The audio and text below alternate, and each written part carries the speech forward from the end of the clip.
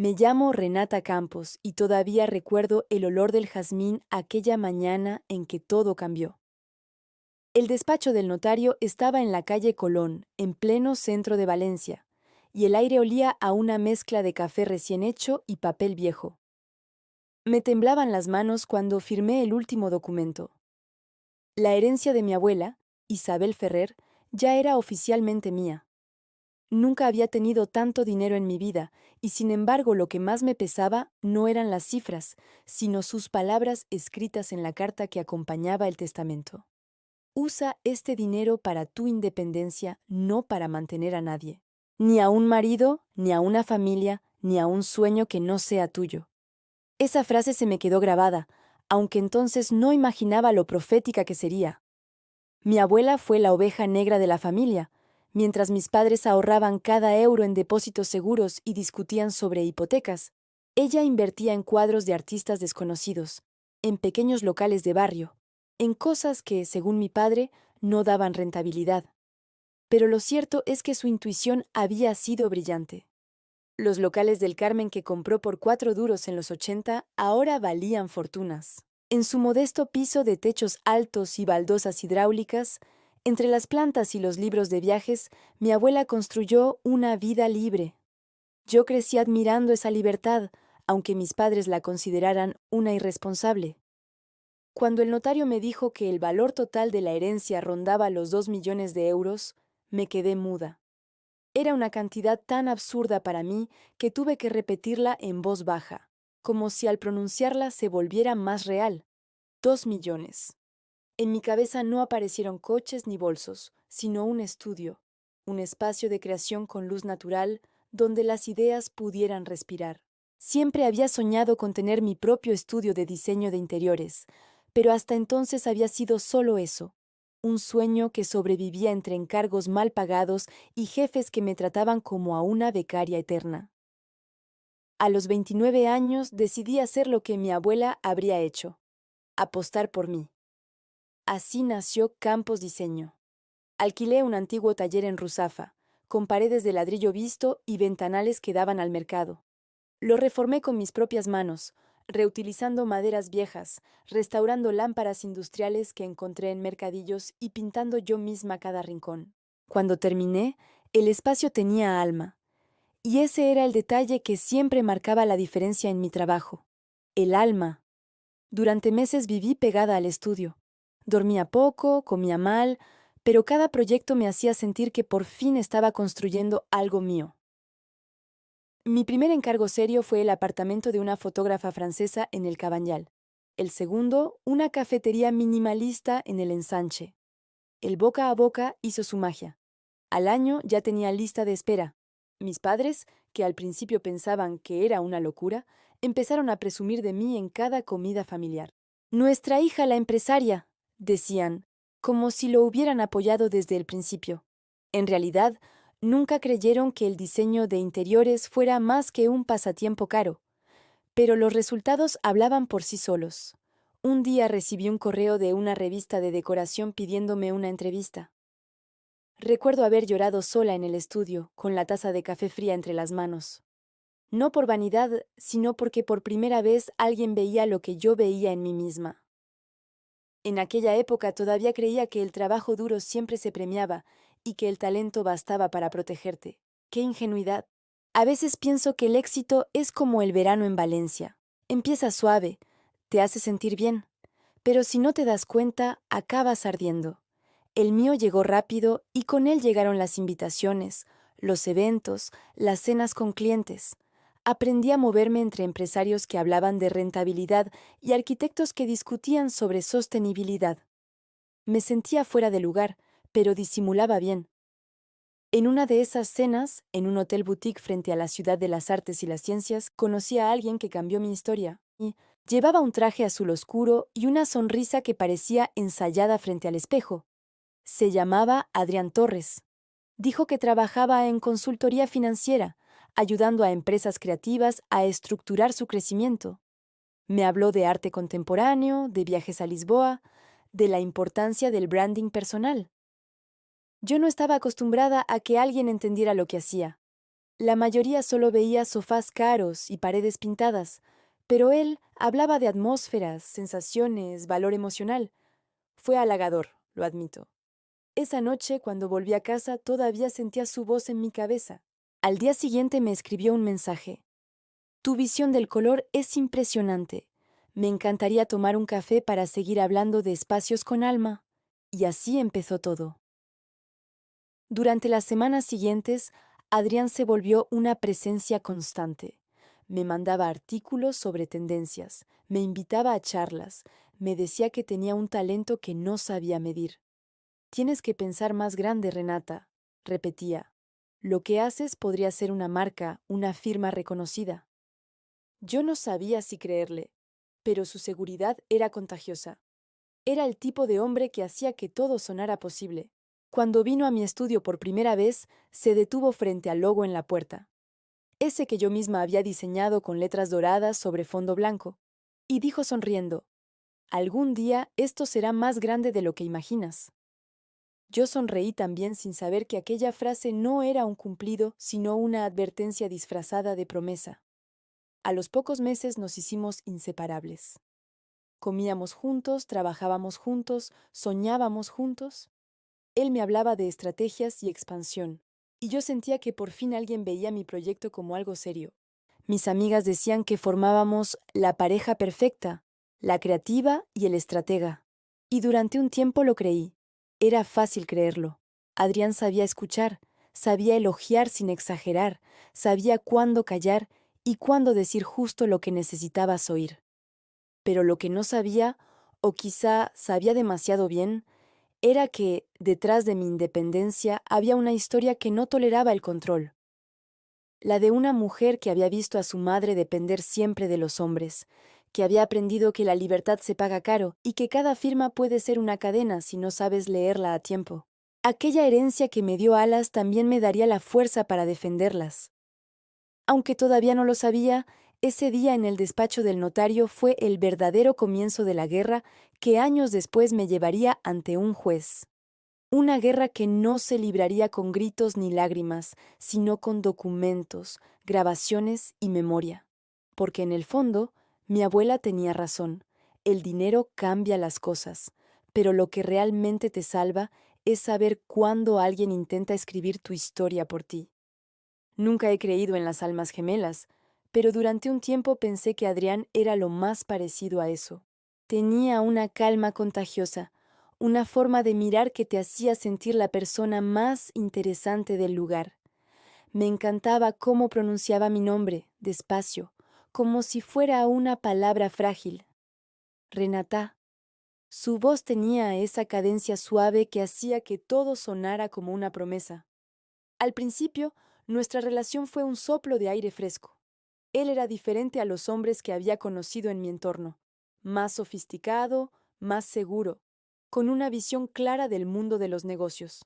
Mientras yo seguía emocionándome con los colores y las texturas, él hablaba de rentabilidad, de expansión, de branding, de cosas que siempre me habían sonado a un idioma ajeno.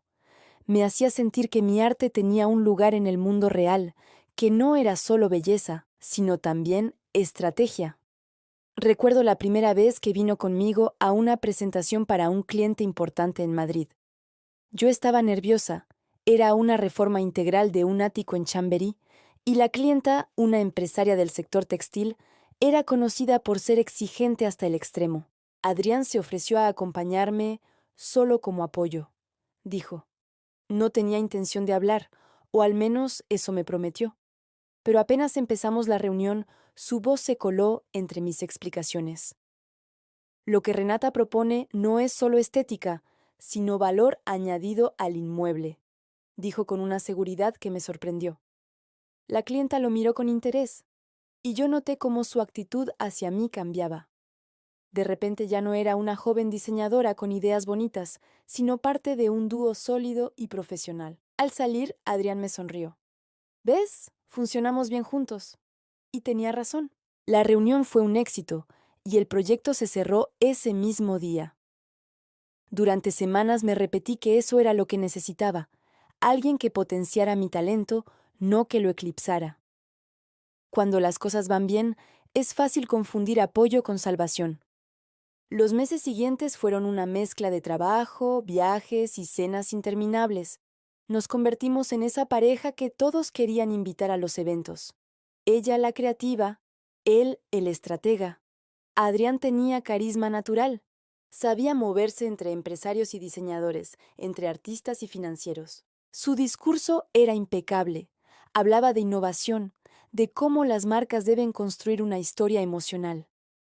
A veces lo escuchaba hablar de mi propio trabajo y me parecía estar oyendo un resumen perfecto de mi filosofía, solo que contado con sus palabras. Renata crea espacios que no solo se ven, se sienten, decía en las entrevistas o frente a clientes. Yo solo la ayudo a ponerle estructura a su genialidad. Todos sonreían, y yo también, aunque cada vez me costaba más.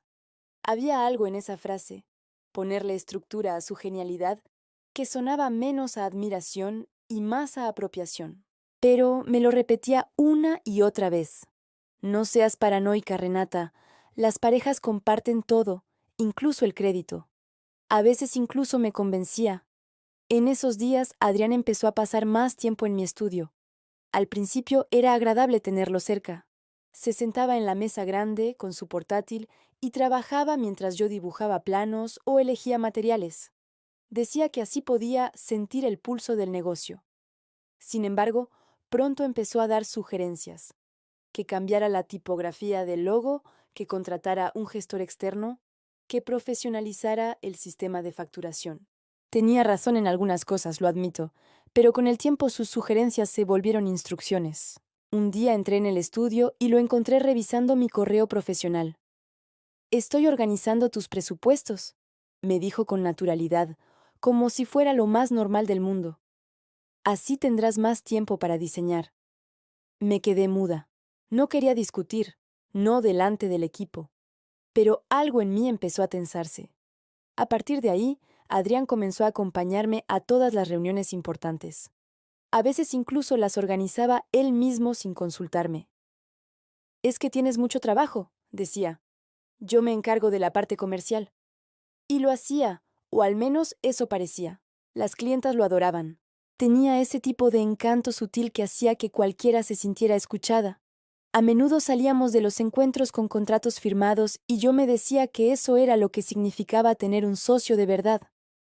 Hasta que un día, durante una comida con una promotora inmobiliaria, escuché algo que me hizo tragar en seco.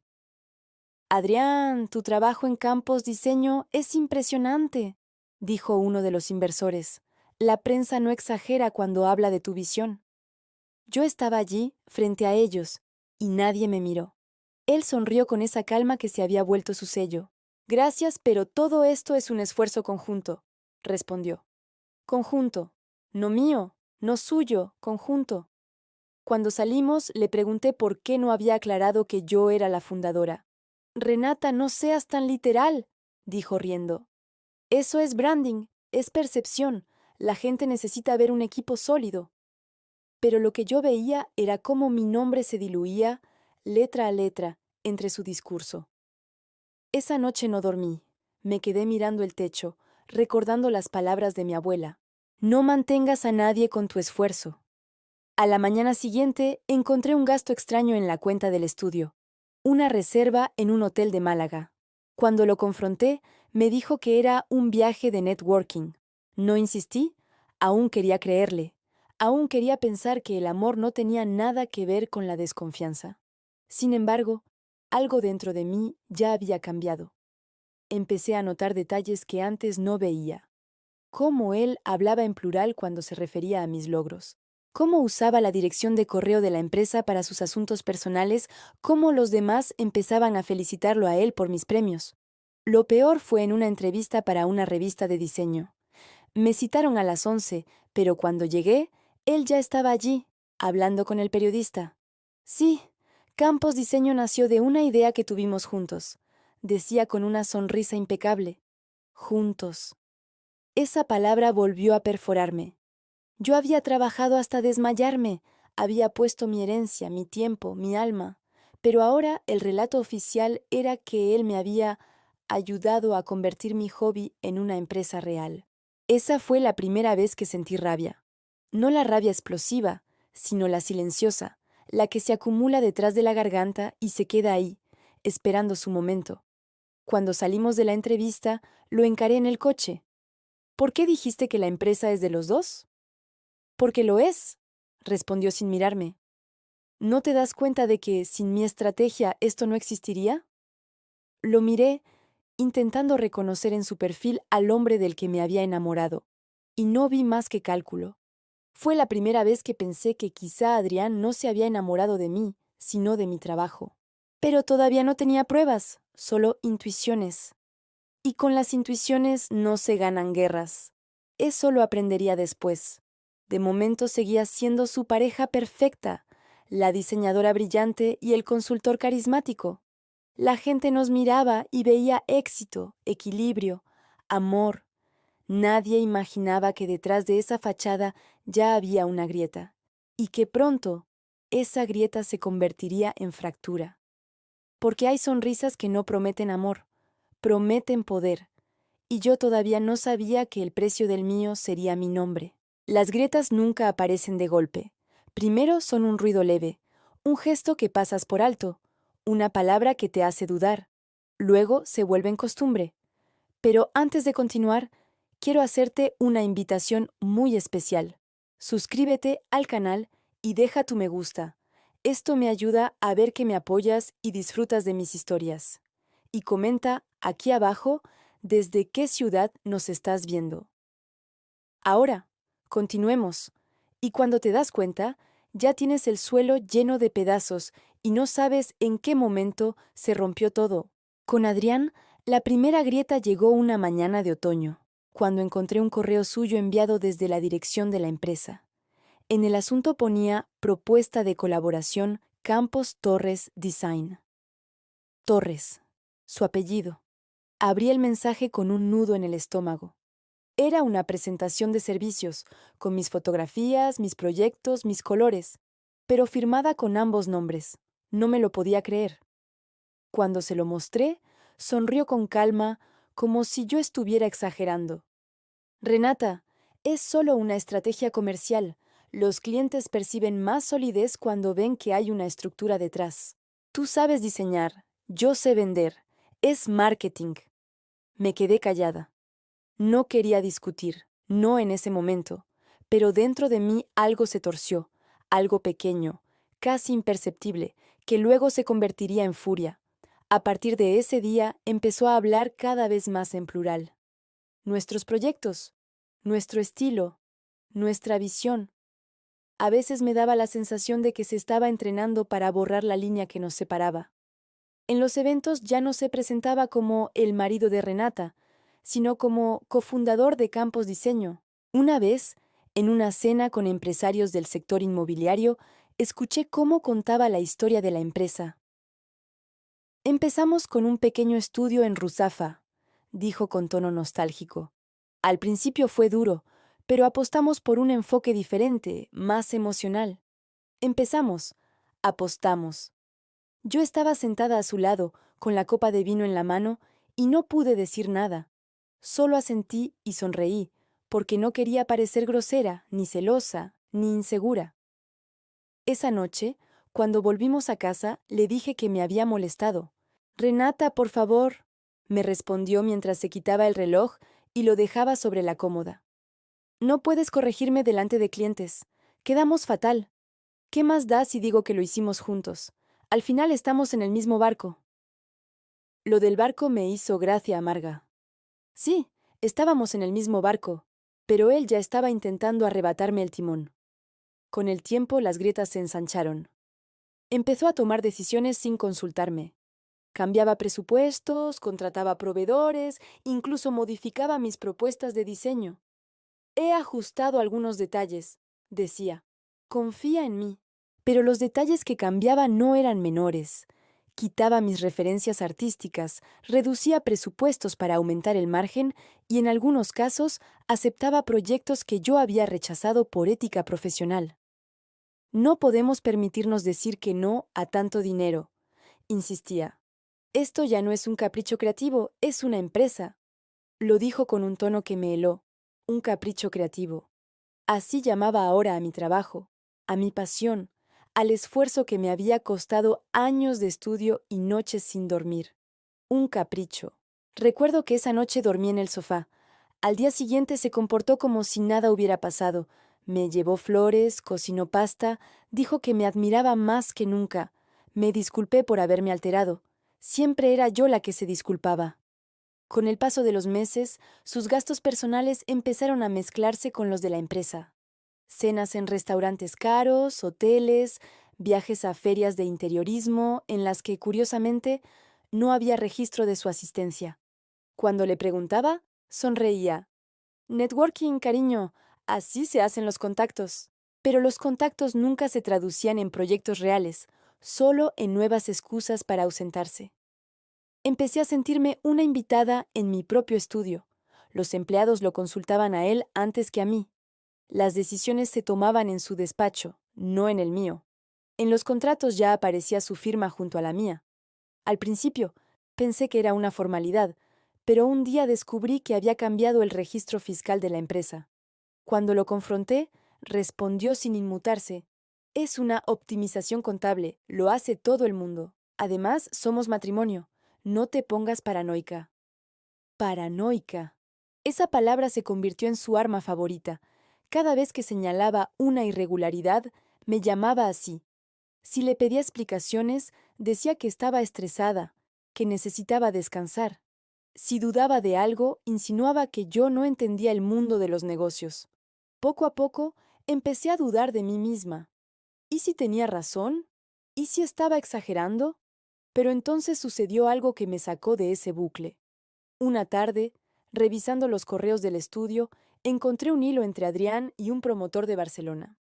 Él se presentaba como director ejecutivo de Campos Diseño y negociaba un contrato millonario. Lo más grave era que hablaba de nuestras inversiones paralelas en proyectos inmobiliarios. Inversiones que yo no conocía.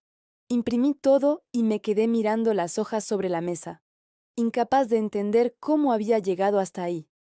Había pasado de ser la fundadora de un estudio de diseño a una especie de adorno en su relato empresarial. Esa noche no dormí. Me senté frente a la ventana del salón, con una copa de vino que no toqué, y escuché el murmullo lejano de la ciudad. Pensé en mi abuela, en su advertencia, en su manera de vivir sin pedir permiso. Pensé en cómo habría reaccionado ella al ver a alguien usurpando su legado. Y por primera vez en mucho tiempo, sentí algo más fuerte que la tristeza, una claridad helada, una determinación silenciosa. A la mañana siguiente, pedí cita con una abogada. Se llamaba Lucía Moreno, la misma que me ayudó a crear la empresa. Cuando me recibió en su despacho, lo primero que me dijo fue: «Renata, tienes mala cara. ¿Qué ha pasado?». Le conté todo, con detalles. Las presentaciones firmadas por los dos, los correos, los cambios de registro, los gastos. Cuando terminé, guardó silencio unos segundos y luego dijo con una serenidad que me dio miedo: «Si estás casada con él y no proteges tus activos, puede quedarse con la mitad o más. Legalmente, si demuestra que participó en el crecimiento del negocio, puede reclamar derechos de copropiedad». Sentí un frío en el estómago. «Pero no ha hecho nada», murmuré.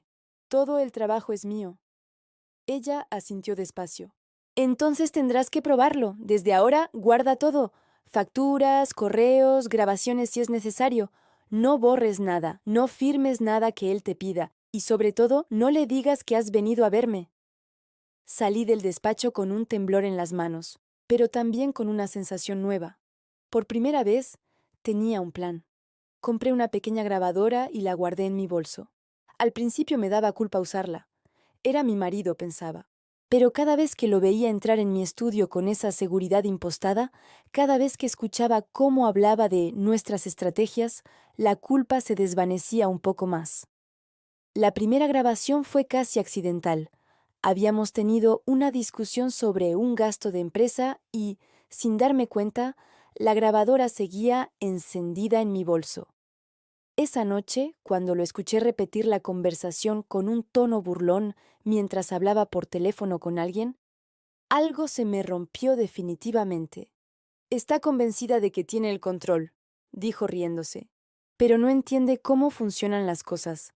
Cuando todo esté a mi nombre, será tarde.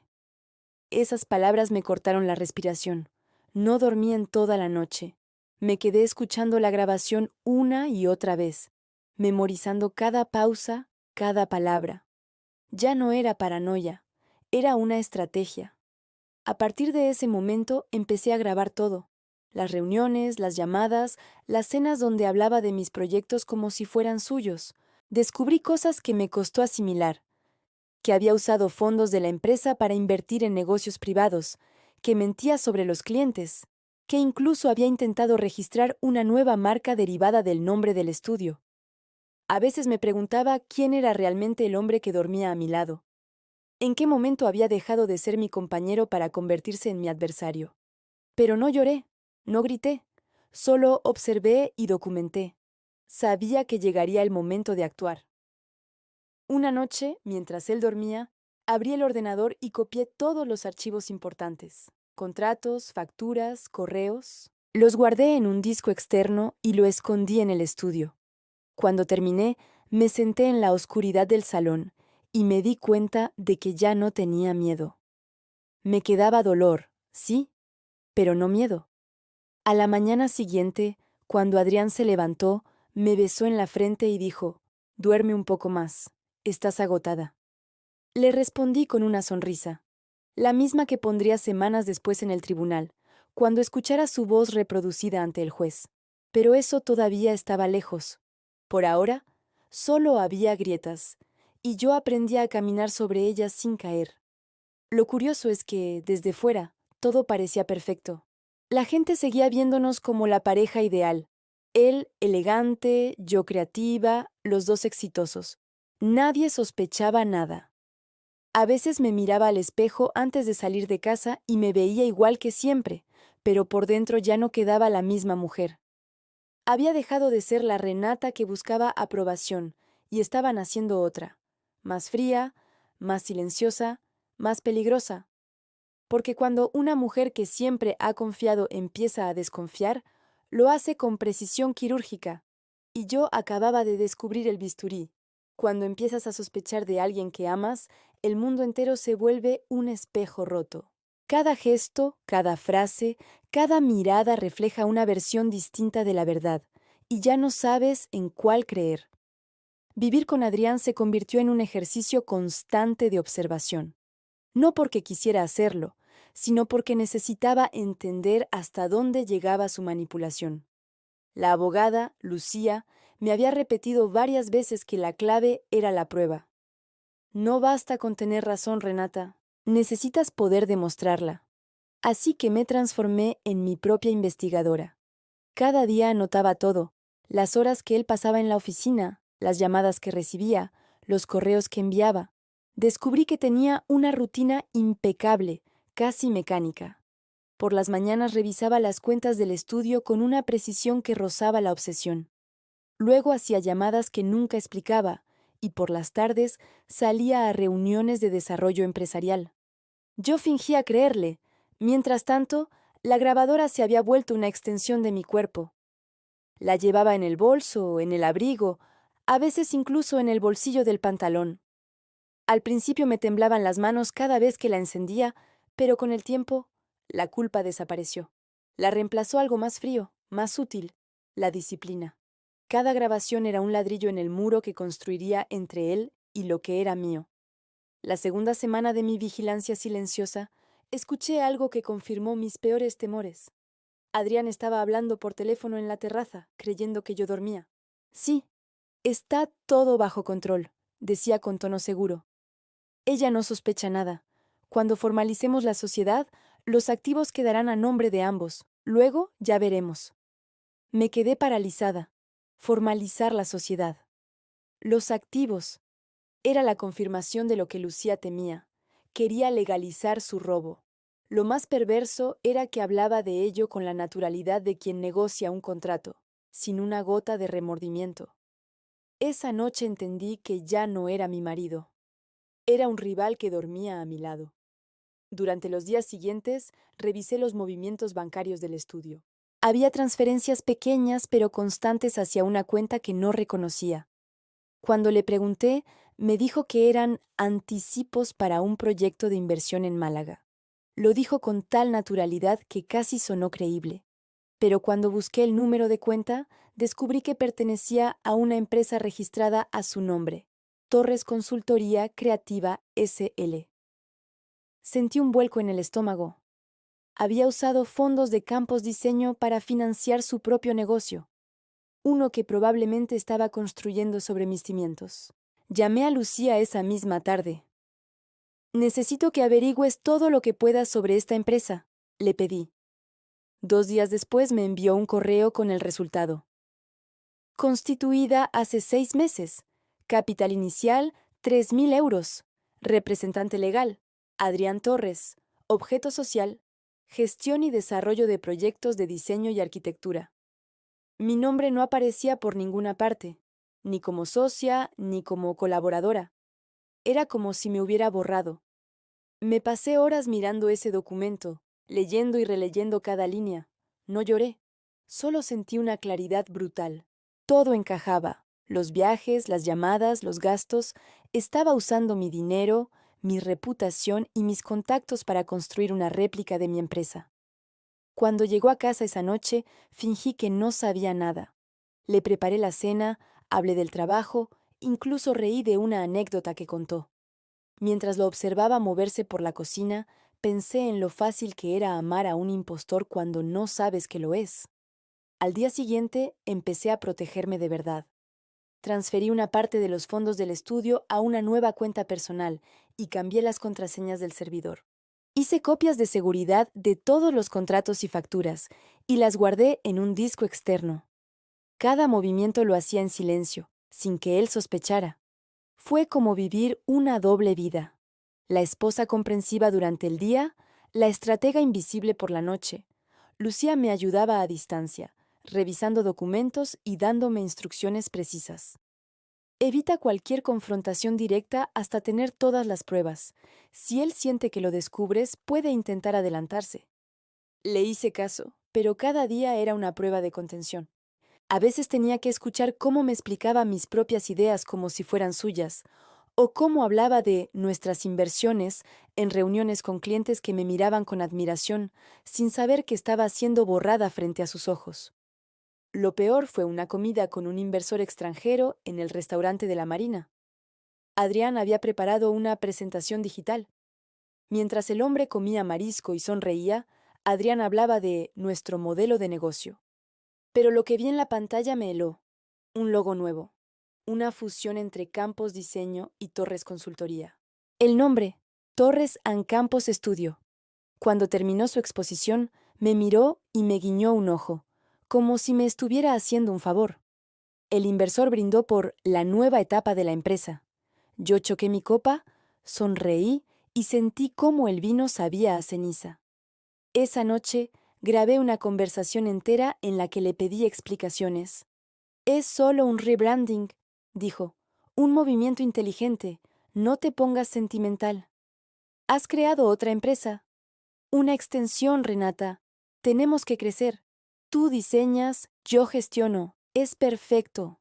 ¿Perfecto para quién? Le pregunté. Para los dos, respondió sin parpadear. Y entonces lo entendí. En su cabeza ya me había convencido. Estaba tan seguro de su relato que creía que yo acabaría aceptando mi nuevo papel secundario. No sabía que mientras hablaba, la grabadora registraba cada palabra. Esa conversación sería una de las piezas más valiosas de mi archivo. En los días siguientes, las pruebas se multiplicaron. Grabaciones, correos, facturas, incluso capturas de mensajes en los que presumía ante un socio de haber llevado a su mujer a otro nivel profesional. Guardaba todo en una carpeta oculta con un nombre anodino, bocetos antiguos. Si alguien la abría, vería documentos de diseño, pero dentro estaba la historia completa de su fraude. Lucía me decía que tuviera paciencia, que el tiempo jugaba a mi favor. Cada día que pasa deja más rastros, insistía. Tenía razón. Un jueves, mientras revisaba los archivos del estudio, encontré un contrato prefirmado con mi nombre falsificado. Era un documento de cesión parcial de derechos comerciales. Me temblaron las piernas. Lo miré durante varios minutos intentando procesar la audacia. Ya no era una sospecha, era una traición firmada. Escaneé el documento y se lo envié a Lucía. Su respuesta fue inmediata. Renata, no hay vuelta atrás. Hay que prepararse para una demanda. Pero primero, asegúrate de que no pueda acceder a tus cuentas. Esa misma noche cambié las contraseñas bancarias y desconecté las tarjetas de empresa. Adrián lo notó al día siguiente. ¿Por qué no puedo entrar al sistema contable? Preguntó desde su despacho. Lo estoy actualizando, respondí sin levantar la vista. Cosas de seguridad.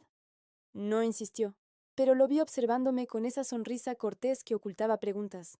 A partir de entonces, cada palabra entre nosotros era una partida de ajedrez. Por las noches dormíamos espalda con espalda, respirando el mismo aire pero viviendo en mundos distintos. En uno, él seguía creyendo que controlaba la historia. En el mío, yo ya estaba escribiendo el final. Hubo un momento, sin embargo, en el que casi flaqueé. Fue una madrugada en que lo escuché hablar dormido.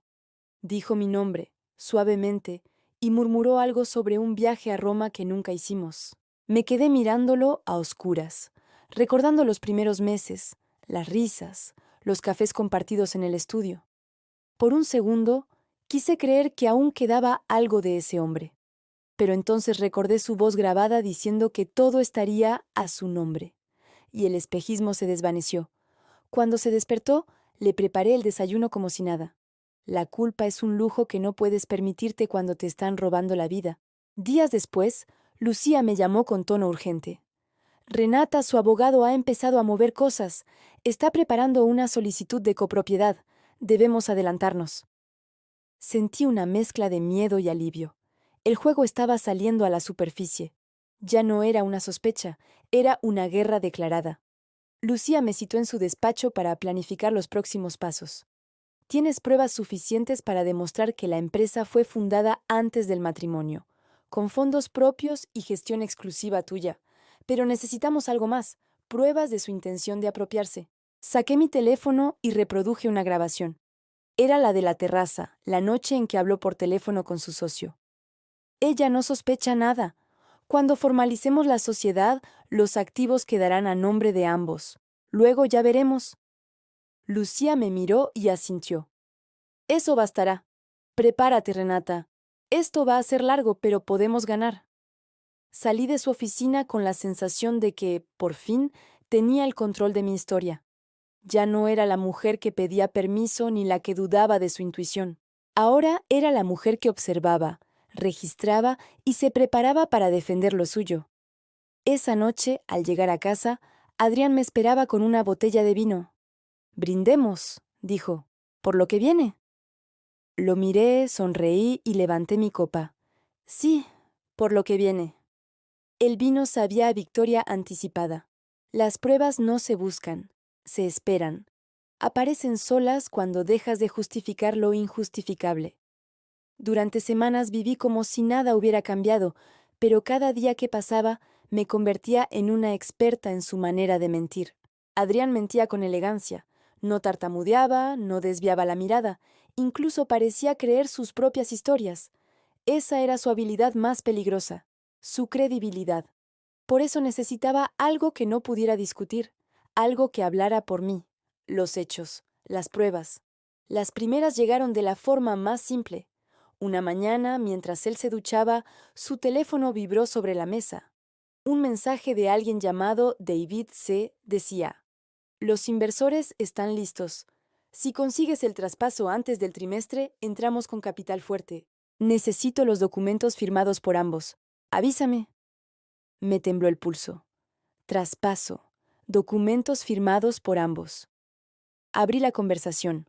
Había decenas de mensajes hablando de reuniones, de posicionar el estudio como sociedad compartida, de legalizar la fusión para ganar credibilidad ante el banco. Y luego, una frase que me heló la sangre. «Renata ni se enterará. Confía en mí. Le hice una foto a la pantalla, luego otra y otra, hasta guardar toda la conversación. Era como mirar mi propio secuestro administrativo en cámara lenta. Lo peor fue que, entre los mensajes, había adjuntos documentos con mi firma falsificada, copias de contratos, declaraciones fiscales, una supuesta autorización para usar el nombre de la marca. En cada uno aparecía mi rúbrica perfecta: copiada, imitada, robada. No había duda. Adrián estaba falsificando documentos para presentarse como copropietario.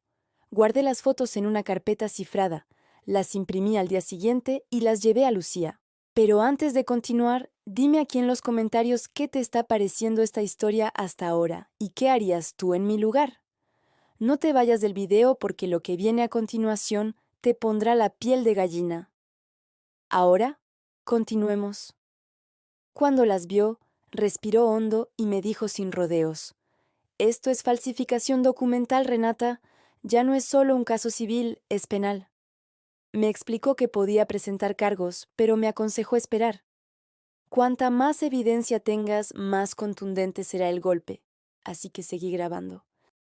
A veces me preguntaba si me estaba volviendo una espía dentro de mi propio matrimonio. Pero cuando recuerdas que te han borrado, te permites hacer lo que sea por recuperar tu nombre. La siguiente prueba llegó en una reunión con un cliente nuevo, un empresario catalán que quería renovar una finca en la costa. Adrián había organizado todo. Me limitó a presentarme y mostrar los planos, pero desde el primer minuto supe que el guión no lo había escrito yo. En Torres San Campos Estudio creemos en la fusión entre arte y negocio, empezó diciendo. Cada vez que usaba ese nombre, sentía un golpe en el estómago. Yo me ocupo de la dirección estratégica, Renata del diseño conceptual. El cliente asintió encantado. Yo respiré hondo y fingí que todo iba bien. Pero mientras hablaba, mi grabadora, oculta en la funda de la tableta, registraba cada palabra. Esa grabación, junto con los mensajes y los documentos falsificados, formaría el corazón de mi archivo. Cada noche, al llegar a casa, revisaba y clasificaba la información. Era un trabajo meticuloso, casi terapéutico. Me devolvía la sensación de control. Sabía que si me mantenía fría, podía ganar. Adrián, en cambio, empezaba a relajarse demasiado. El éxito del estudio lo embriagaba. En las entrevistas hablaba cada vez más de su empresa, de su visión del mercado español del diseño. Un día incluso salió en una revista de negocios con el titular: el consultor que convirtió la creatividad valenciana en imperio. La foto lo mostraba frente a un mural de uno de mis proyectos, con las manos en los bolsillos y una sonrisa de satisfacción. Lloré al ver la portada. No de tristeza, sino de rabia silenciosa. Imprimí el artículo, lo subrayé con rotulador rojo y lo guardé en la carpeta de pruebas. Lucía me decía que tuviera paciencia, que no adelantara la confrontación. Él mismo se está cavando el pozo. Solo hay que dejarlo hablar. Y vaya si hablaba. Cada día más confiado, más soberbio. A veces me preguntaba si realmente creía que yo no veía lo que hacía, o si simplemente pensaba que nunca tendría el valor de enfrentarlo. En una cena con amigos, uno de ellos le preguntó cómo era trabajar conmigo. Adrián soltó una carcajada. Difícil, pero necesario. Ella tiene mucho talento, pero sin estructura estaría perdida. Todos rieron. Yo también, fingiendo. Esa noche, cuando llegamos a casa, me dijo: no te enfades, era una broma. No estoy enfadada, le respondí, y era verdad. Ya no sentía enfado, solo un plan. Empecé a registrar incluso sus desplazamientos. Tenía sospechas de que algunas de sus reuniones de negocio eran con David, el hombre de los mensajes. Una tarde lo seguí discretamente hasta un café de l'Eixample. Lo vi sentarse con un hombre trajeado y abrir un portátil. Me quedé en una mesa al fondo, con gafas de sol, fingiendo revisar mi móvil. Escuché lo suficiente para confirmar lo que temía. Si logramos que firme los documentos antes del cierre fiscal, el banco nos aprueba el crédito, decía Adrián. Luego ya se pueden ajustar las participaciones. Ella ni sabrá lo que pasó. Lo grabé todo. 17 minutos exactos de su voz planeando cómo arrebatarme legalmente mi empresa. Aquella noche lo escuché 3 veces, y cada vez sentía menos miedo. Lucía me llamó al día siguiente. Esto ya es irrefutable. Vamos a preparar la demanda, pero necesitamos presentarla en el momento justo, cuando él piense que tiene el control. Así, el impacto será total. Acepté. Era una estrategia cruel pero justa. Mientras tanto, seguía actuando como siempre. Lo acompañaba a cenas, sonreía en las fotos, incluso publicaba mensajes de pareja feliz. Cuanto más creía que lo tenía todo, más desprevenido estaría cuando el golpe llegara. Un viernes por la noche, después de una jornada especialmente larga, se acercó a mí con una carpeta. He estado hablando con el notario, dijo. Quiero formalizar lo nuestro, que la empresa sea de los dos, como debe ser. Me miró a los ojos con esa mezcla de dulzura y cálculo que siempre usaba para convencerme. No hace falta firmar nada, respondí. Ya lo es, ¿no? Todo lo hacemos juntos. Le sonreí. Él asintió satisfecho. Esa misma noche imprimí una copia del borrador que intentaba hacerme firmar y la añadí a la carpeta. El documento era claro. Me obligaba a ceder el 50% de los derechos de Campos Diseño a cambio de gestión estratégica y desarrollo de mercado. Su firma ya estaba. Faltaba la mía. Nunca la tendría. 2 días después, Lucía registró oficialmente la demanda de divorcio y fraude patrimonial. No se lo conté a Adrián. Seguí como si nada. Pasé un fin de semana entero cocinando, riendo, viendo películas. En algún momento me miró y dijo, «Me gusta cuando estás tranquila». «A mí también», contesté. Era verdad. La tranquilidad de quien ya ha ganado sin que el otro lo sepa. Durante la semana siguiente los preparativos fueron meticulosos. Lucía coordinó todo. Las pruebas, los testigos, los documentos notariales. Yo solo debía esperar la fecha de entrega judicial. Era como caminar sobre hielo. Cada palabra podía romper la superficie, pero la serenidad se volvió mi armadura.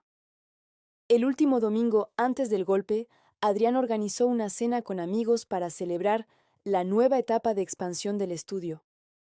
Preparó un brindis y dijo, «A la mujer que me inspira y al negocio que construimos juntos». Todos aplaudieron. Yo levanté mi copa y lo miré fijamente. «Por los cimientos fuertes», dije. Nadie entendió el doble sentido, pero yo sí. Esa misma noche, mientras él dormía, abrí mi ordenador y revisé por última vez la carpeta completa. Audios, fotos, documentos, artículos, registros bancarios. 72 archivos perfectamente clasificados. Lo guardé todo en un pendrive y lo metí en un sobre sellado. Escribí encima, «verdad». Lo llevé al despacho de Lucía a la mañana siguiente. «Esto es todo», le dije. «Con esto puede derrumbarlo». Ella lo sostuvo con cuidado, como si pesara más que oro. «Lo has hecho muy bien, Renata». No respondí. No había orgullo, solo cansancio. Pero bajo ese cansancio, una certeza. Él no volvería a borrar mi nombre. Esa misma tarde, mientras caminaba por el río Turia, sentí el aire fresco de abril y supe que el principio del fin ya estaba en marcha. En algún lugar, Adrián estaba convencido de que su plan funcionaría.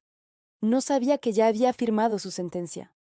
Lo que no imaginaba era que las pruebas no solo salvarían mi empresa, sino que cambiarían mi vida para siempre. Porque cuando tienes pruebas, no solo demuestras la verdad, recuperas el poder de contarla. La guerra no empezó el día que presenté la demanda, sino el día que dejé de explicarle mis razones. Hasta entonces todavía intentaba hacerle entender, justificar mis silencios, mis ausencias, mis miradas largas frente al ordenador. Pero en cuanto supe que Lucía había entregado los documentos en el juzgado de Valencia, algo en mí se apagó. Ya no le debía explicaciones. Lo llamaron ruptura matrimonial con conflicto patrimonial, pero en realidad era un campo de batalla con otro nombre. Los primeros días después de que le notificaran la demanda fueron de un silencio insoportable. Adrián no gritó ni se enfadó, simplemente me observaba. En sus ojos no había sorpresa, solo cálculo. «Así que al final has decidido destruir todo lo que construimos», dijo una noche mientras se servía una copa de vino. «Lo que construí, querrás decir», respondí sin levantar la vista. No finjas que no sabías lo que hacías. Su sonrisa se torció. Renata, estás cometiendo un error. No sabes lo que implica esto. Nos van a arruinar a los dos. A mí no. No me reconocí en mi propia voz. Sonaba serena, firme, casi fría. Fue entonces cuando entendió que ya no podía manipularme. Los días siguientes fueron un desfile de llamadas, correos y movimientos legales.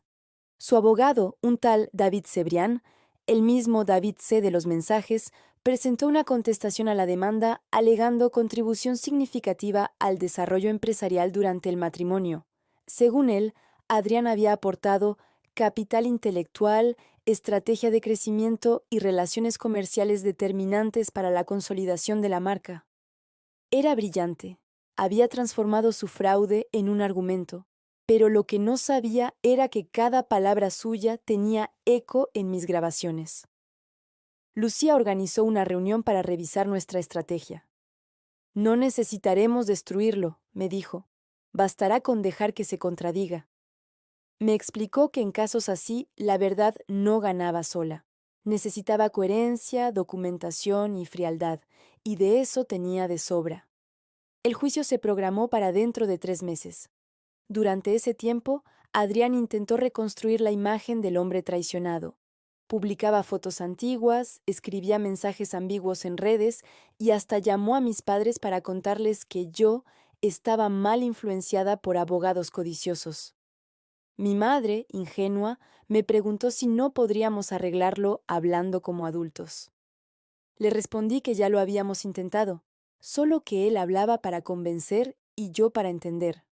En el estudio el ambiente se volvió extraño. Algunos empleados se mantenían al margen. Otros me miraban con una mezcla de pena y curiosidad. Adrián había dejado de aparecer, pero su sombra seguía allí, en los proyectos que había tocado, en los contratos que había manipulado. Cada vez que encontraba su firma al lado de la mía, sentía una punzada de rabia y una necesidad de borrar todo rastro suyo. Sin embargo, Lucía insistía, no destruyas nada, todo sirve. Así que guardé cada documento, cada correo, cada rastro de su paso. El día que por fin nos vimos en el juzgado, entendí el verdadero significado de la palabra Guerra Fría. Él llegó impecable, con su traje gris perla y esa expresión segura que siempre usaba para los clientes importantes. Su abogado caminaba a su lado, murmurando cosas que yo ya no quería escuchar. Cuando cruzamos miradas, me dedicó una sonrisa ensayada. Renata, aún estás a tiempo de detener esto. Ya lo detuve, contesté. El día que dejé de creerte. Dentro de la sala, el juez repasó los documentos iniciales. Las palabras sonaban lejanas. Sociedad conyugal, falsificación, uso indebido de fondos empresariales. Yo solo veía cómo Adrián se mantenía erguido, con el mismo aire de suficiencia de siempre. Parecía convencido de que su encanto podía doblar también a la justicia. Su abogado comenzó exponiendo su versión, que Adrián había renunciado a su carrera para apoyar la mía, que sin su gestión el estudio no habría crecido, que la prensa y los clientes lo reconocían como socio legítimo. Presentó artículos, entrevistas, fotos, incluso una copia de aquel logo fusionado, Torres and Campos Studio. Era un buen relato, casi perfecto, salvo por un detalle: las pruebas. Cuando Lucía tomó la palabra, el tono cambió. No necesitó elevar la voz. Solo mostró los hechos, uno detrás de otro, como piezas de dominó cayendo con precisión. Primero, el registro notarial que demostraba que Campos Diseño había sido fundada antes del matrimonio y con fondos heredados. Luego, las facturas que probaban que todos los gastos de inversión provenían de mis cuentas personales. Después, los mensajes entre Adrián y David Cebrián, impresos y autenticados, donde hablaban del traspaso de activos. El juez frunció el ceño. Adrián empezó a mover la pierna bajo la mesa. Pero lo peor llegó cuando Lucía sacó el pendrive y dijo: «Y ahora, su señoría, queremos reproducir una grabación fechada el 12 de marzo en la que el señor Torres detalla su intención de apropiarse de la empresa sin el consentimiento de mi clienta». La voz de Adrián llenó la sala. «Ella no sospecha nada. Cuando formalicemos la sociedad, Los activos quedarán a nombre de ambos. Luego ya veremos. Nadie respiró. Yo mantuve la mirada fija en el suelo. No quería ver su cara. Cuando terminó la grabación, el juez levantó la vista y dijo con calma: ¿Desea usted hacer algún comentario, señor Torres? Adrián intentó balbucear algo sobre contextos y malinterpretaciones, pero el daño estaba hecho. Lucía añadió con precisión quirúrgica: Tenemos otras grabaciones donde el señor Torres reconoce haber usado fondos del negocio para inversiones personales. Podemos reproducirlas si el tribunal lo considera necesario. El juez negó con la cabeza. No será necesario. Está claro. En ese momento supe que había ganado. No el juicio, aún faltaban trámites, recursos, formalidades, sino algo mucho más importante: mi voz. Por primera vez en años, Adrián no tenía el control del relato. Cuando salimos de la sala, él se me acercó. Su tono había perdido la seguridad, pero mantenía un hilo de arrogancia. No pensaba que llegarías tan lejos. Yo tampoco, le dije, hasta que tú me empujaste. No volvió a responder. Lo vi marcharse por el pasillo con pasos duros, como quien intenta conservar la dignidad entre los escombros. Afuera, el aire olía a pólvora y a lluvia. Lucía me miró y me dijo: Aún quedan semanas de papeleo, pero esto está ganado. Ya no puede tocarte. Asentí sin hablar. No sentí alegría ni venganza, solo una calma pesada, el silencio después de una tormenta. Esa noche, al llegar a casa, abrí una botella de vino y la serví en una sola copa. Me senté en el sofá, rodeada de cajas con documentos, y pensé en lo que mi abuela habría dicho. Probablemente habría sonreído con esa mezcla de ternura y ironía suya y habría soltado su frase favorita: Nunca afirmes algo que no entiendas, ni siquiera un beso. Reí sola, por primera vez en mucho tiempo. No porque todo hubiera acabado, sino porque había sobrevivido para contarlo. Y en el fondo, eso ya era una victoria. El día de la sentencia amaneció con un cielo limpio, de ese azul que solo Valencia tiene después de la lluvia. Me desperté antes del amanecer, tomé café en silencio y observé cómo la luz se filtraba por las persianas. No sentí nervios, ni miedo, solo una serenidad extraña, como si mi cuerpo supiera que todo estaba ya decidido. En el juzgado el ambiente era tenso. Adrián llegó con el mismo traje gris, aunque esta vez parecía más pequeño dentro de él. Su abogado hablaba rápido, gesticulando, pero yo apenas los escuchaba. Cuando el juez entró, el murmullo se apagó y el tiempo pareció detenerse. El fallo fue breve, casi seco, pero cada palabra pesó como una piedra.